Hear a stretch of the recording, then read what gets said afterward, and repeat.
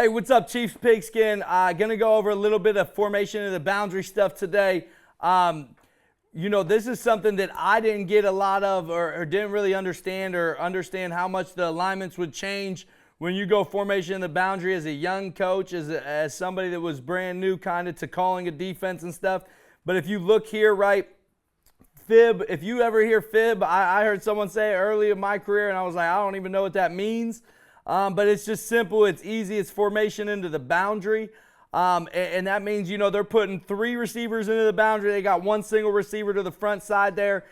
So for us, we want to make sure that we have numbers. We're not getting outnumbered to that boundary side, especially what we see is some bubbles, right, from number 3. You might get this blocking here, right, and a crack release to where they're bubbling or you might even get a jet across. So for us, we don't want to bring our weak safety all the way over, right? It kind of is just all bumped down. So our strong safety stays outside number 2. Our Mike has this little gap outside number 3. And we always, in fib, we always will tell our end, we'll always tell him a pirate call. So now he can immediately take away this B gap right here. So he stunts in. And now my will, if he has to, he's able to scrape over and get the gap in between the number 3 receiver and the end man on the line of scrimmage, right? And that's only scraping wise.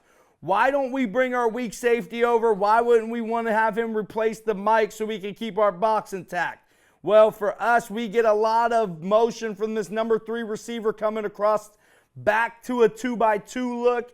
Right? So I don't want that to be my will linebacker covering a number 3 slot receiver, which would be the new number 2 on the other side. So we want our weak safety to be able to go across and pick him up. So we always just bump our weak safety into the box right here, and his typical gap is right here into number 3, right? Or into the A gap right here to the field side.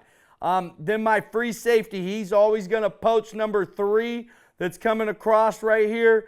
Now what does get tricky, man, is when people run this fib stuff, and I'll tell you one play that definitely kills it every single time for us is if a team was to go Q power weak or Q counter weak, right? And you're going to the field side with it and you get that edge, it's a really tough thing to cover, especially with us being a lever spill lever team. It would be very hard for us to cover. But yeah, this is how we line up to fib, and I think for new coaches, this is something I wish I would have knew early and would have been able to just be on top of early in my career, because when I first started getting some fib, I didn't even know how to line up or care to know how to line up. I was just like, oh, it's still just regular trips, which it's not. It's not anywhere near that. But hey, if you guys want to hear anything else or hear more about me or more about what I'm doing at Northland High School on our defensive side of thing, I did 3 videos for Chief Pigskin. It'll be on there. Give it a listen.